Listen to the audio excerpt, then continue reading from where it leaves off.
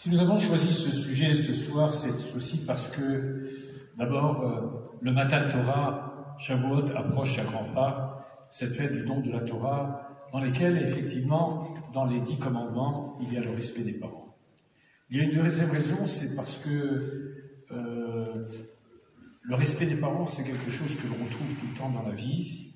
Certains ont un respect incommensurable de leurs parents, à telle enseigne que j'ai vu des gens à l'âge de 80 ans qui avaient les larmes aux yeux quand ils parlaient de leurs parents, de leurs feux parents. Et c'est aussi bien sûr ce qui reste de nos souvenirs d'enfance, de l'éducation, des enseignements qu'ils nous ont transmis tout au long de ces années, et qui font qu'il y a quelque chose qui reste gravé dans la mémoire, ces images de l'enfance. Certes, certaines ont été positives, d'autres moins positives. Il y a eu aussi, et nous sommes dans une génération avec maints problèmes, puisqu'on a des générations de parents divorcés, de familles recomposées, et des fois décomposées. Alors, il y a une nouvelle donne qui est posée, et je ne vais pas traiter de ce sujet ce soir, parce que là, c'est encore une autre rubrique, et qui devrait prendre une conférence tout entière. Alors, on va essayer de comprendre un petit peu pourquoi respecter ses parents. Ça, vous ne l'avez pas exprimé, mais on va essayer de le dire. Tout d'abord, on va remercier ceux qui aussi ont contribué à la mémoire de leurs parents. On va donc rappeler la mémoire de Jacob Ben David Chetrit, Zichrono de Bracha, à la mémoire de Simi Ben Jeboul Mekies, aussi que nous consacrerons cette conférence, à la mémoire de Frédéric Fontana, et Zichrono de Bracha, et à la mémoire de Rivka Bat Avram Wagner. Et je remercie aussi David Wagner qui a fait un groupe, plusieurs groupes qui les animent avec beaucoup de dévouement, et qu'il en soit remercié, et que cette bracha, ces mitzvot, lui soient comptabilisés à sa juste mesure, mais ça, le Créateur, je le sais, le fera avec brio. Alors, si on regarde les tables de la loi, vous pouvez constater qu'il y a 2 tables. Est-il possible de faire l'économie d'une table et de mettre l'ensemble des 10 commandements les uns après les autres? Surtout que les Juifs, on est toujours prêts, on est un peu avares, c'est Armin, c'est nous qui consommons le plus, mais on nous traite toujours d'avares. Mais voilà qu'on aurait pu avoir tous les 10 tables de la loi. Alors vous le savez tous, il y a ce qu'on appelle la rubrique des commandements vis-à-vis de Dieu, dans la relation verticale entre Dieu et l'homme, c'est les 5 premiers commandements, et les 5 suivants, c'est les devoirs que l'on a vis-à-vis de son prochain. Mais il y a un hic. C'est que le 5e commandement, c'est le respect des parents. Que fait-il dans la table du respect vis-à-vis de Dieu? Et c'est un petit peu tout le thème de la conférence, mais nous allons comprendre que d'abord, c'est un commandement charnière. Qu'est-ce que ça veut dire? Très simplement,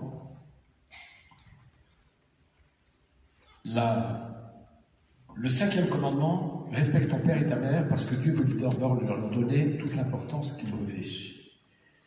Deuxièmement, nous verrons que kaved, ça veut dire respecter, mais ça veut dire aussi la chose kavod. Kaved, ça veut dire un poids, non pas dans un sens péjoratif, mais dans un sens positif. C'est-à-dire, on mesure l'amplitude que représentent les parents par leur investissement, par leur action, par leur énergie qu'ils ont dépensée, et à ce moment-là, on ne peut reconnaître que lorsque l'on connaît. C'est pour ça qu'il y a le mot connaître et reconnaître. Dès l'instant où tu connais ce qu'est le devoir de parents, alors tu peux mesurer l'amplitude de tout ce qu'ils ont fait en amont, et c'est seulement lorsqu'on se marie qu'on se rend compte de la somme d'énergie, la somme de sollicitude et de mansuétude que les parents ont développée tout au long de ces années et dont on n'a pas su remercier à sa juste mesure. Et puis, ce qui est important dans ce commandement charnière, c'est qu'il nous fait passer après dans les commandements vis-à-vis du prochain. Pourquoi? Parce que la première école de la vie, la première expérience de l'autorité, c'est dans un foyer.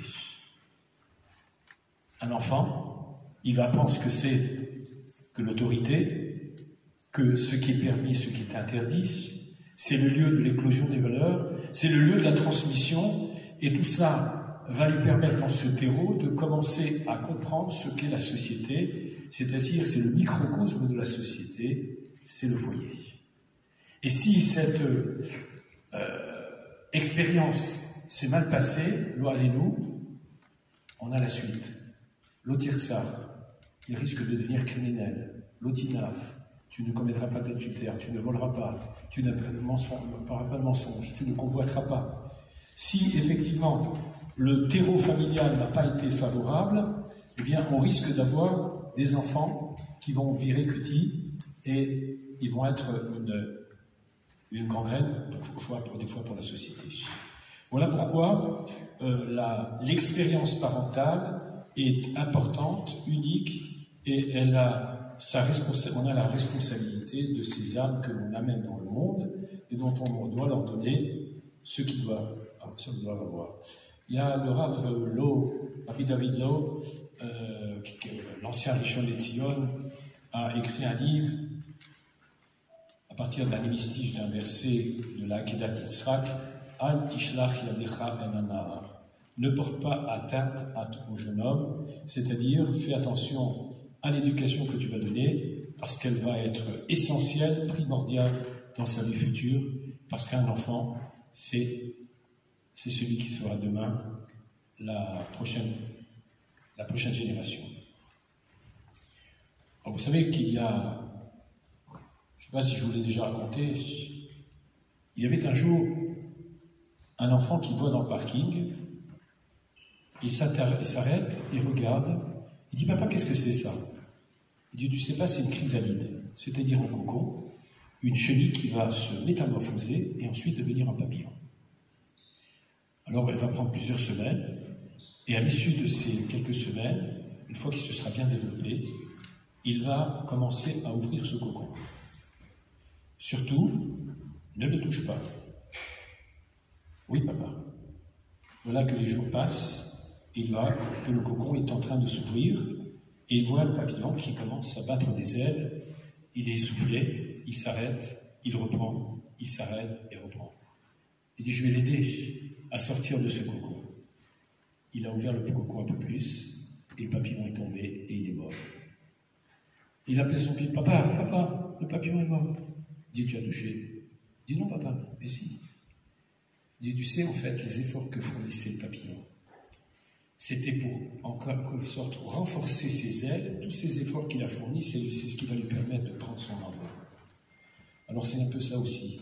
Il y a des parents qui disent, voilà, je vais lui donner iPhone 18, il a à peine 6 ans, le Narbonne. Tu t'imagines, mais tu es en train de lui pourrir son existence. Tu crois que tu lui donnes le plus beau cadeau? Tu vas lui donner tout ce qu'il veut, mais c'est pas ça. Il faut qu'il comprenne qu'il y a le fruit de l'effort qui va lui permettre d'obtenir quelque chose. Et ce challenge, c'est ça ce qui va faire grandir. Donc tout donner, ce n'est pas bon. Il faut que l'enfant sache que dans la vie, on fournit un effort et on réussit à avoir quelque chose. Pour ça, aujourd'hui, il y a des gens, s'ils n'ont pas 5 000 € par jour, ils ne vont pas travailler. Zaman. Alors, Akadosh Baruch Hu accorde une importance particulière puisqu'il a mis dans les premières tables de la loi la relation verticale, il a mis les parents. Et telle enseigne que le Talmud dit. La plupart des références que nous avons sont celles de la Gemara Kiddushin, dans les pages 29, 30, 31, etc. Il dit Bisman chez Adam et Tsaer et Avivetimo, lorsque le père, l'enfant fait souffrir ses parents, Omer Akadosh Baruch Hu, il a fait Asiti, chez l'eau d'Arti Benehem et Tsiarouni. J'ai bien fait de ne pas résider parmi eux pour qu'ils me mettent en colère et qu'ils me fassent souffrir. En fait, on a été créé Betselem Elohim à l'image de Dieu. Mais tes parents, ce sont ceux qui t'ont donné la vie. Ce sont ceux qui t'ont donné tes premiers pas dans la vie, tes premiers instants, mais aussi t'ont fait grandir. Alors ne l'oublie pas, ne sois pas Kafou Tova, c'est-à-dire ingrat, fait preuve de reconnaissance.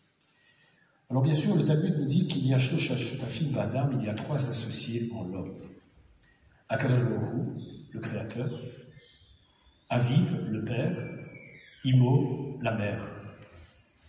Bisman Sh'Adam Mechabed Aviv et Imo, aussi longtemps que l'enfant honore son père et sa mère, alors Omer Akadosh Baruch Hu, Ma'aliani Alehem, Kilu Darti Benehem Echidemuni. C'est comme si je résidais parmi eux et qu'ils m'ont honoré.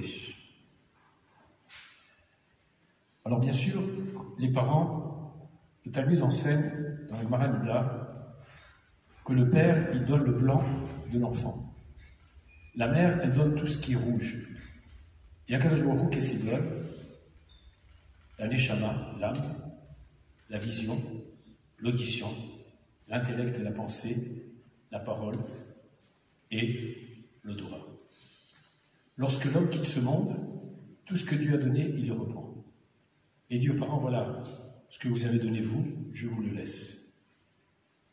Et qu'est-ce que vous constatez? Que toutes les parties spirituelles abstraites